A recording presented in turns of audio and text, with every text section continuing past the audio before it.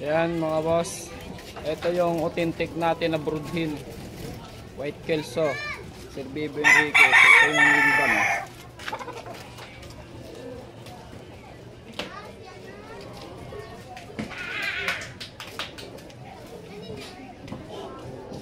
Yan. Ito ay mga 2 months old lang sila nang nabili. Wingban number. Check natin wingban number. 1836 wingban number. 1836. Yan o. 1836 wingban number.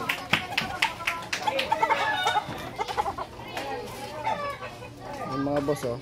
Wingban number. 1836. Kunin natin yung isang hin na kapatid niya. Ayan mga boss, ito yung isa nating broodhin. Authentic Sir Bibo Enriquez. Yan o.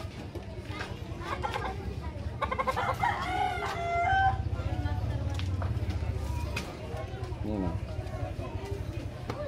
Bibo Enriquez. Wingban number 1750. Ano?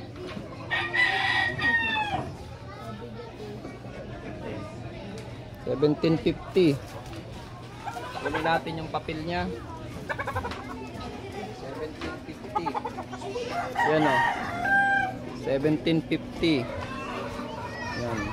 Luma na sila yung papel niya. Buti nahanap ko pa. Na ano na ng daga oh. Sayang yung papel eh. Ito mga boss, 2 months pa lang sila nang inilabas to.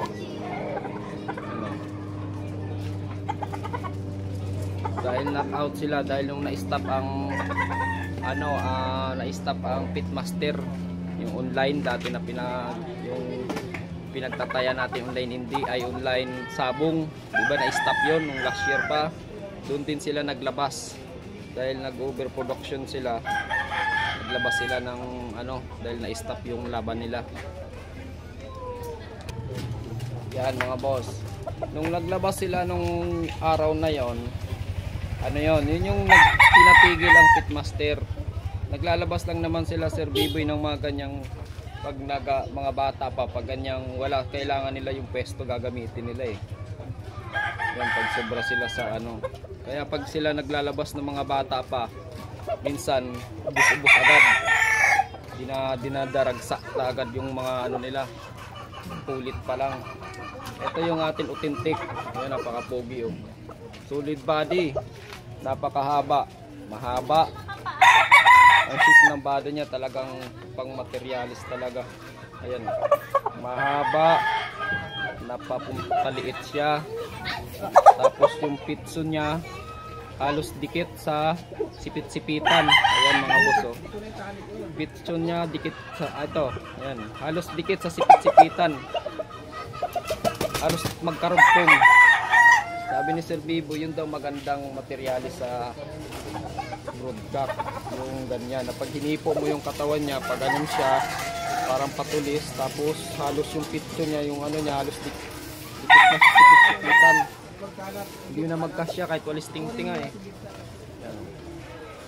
Puti ang paa. Balinsyado. Napakaganda. Ito yung materialis natin. Itong palong niya napakabigat na nito. Hindi ko ito binabawas. Kasi ang purpose nito ay broodcock. Para sulit buo. Ayan o. Ayan o. Red eyes. Mumula na siya o. Wingban number. Check natin mga boss. Yan o, Bibo Enriquez. Yan, kita nyo naman. Ayan. Wingban number, Bibo Enriquez 4072.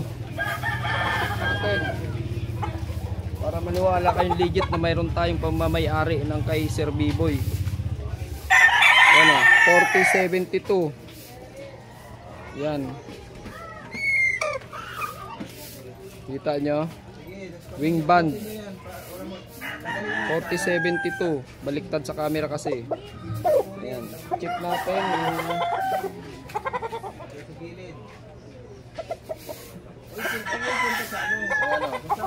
ayan yung ano niya oh. 1/4 red kelso.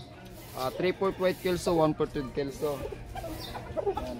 Nakakapalabas po tayo ng pure na white kelso sa binibreed ko. Pero nagtutrubak naman ang red kelso.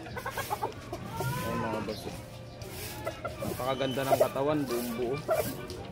Matigas. Sabi nga ni Sir Biboy, yung timpla daw ng white kelso nila, ang katawan ay parang matigas. Ayan. Parang matigas siya. Pag hinipo mo, na parang siksik. Ganito ang mga katawan ng white kelso ni Sir Biboy. Ito, kahit ang katawan nito gano'n na gano'n, parehas doon sa sinabi niya sa YouTube channel nang siya ay linag ng isang vlogger. Napakasulit ng katawan. Meron pa ito mga boss, meron din akong super sweater. Nasa Batangas sa manukan ko. Hindi ko siya ginagamit pang materialis, pero pang materialis yon buo din katulad nito. Authentic din yon. Good luck sa mga gustong bumili ng ating white kelso na palabas na authentic. PM nyo lang ako.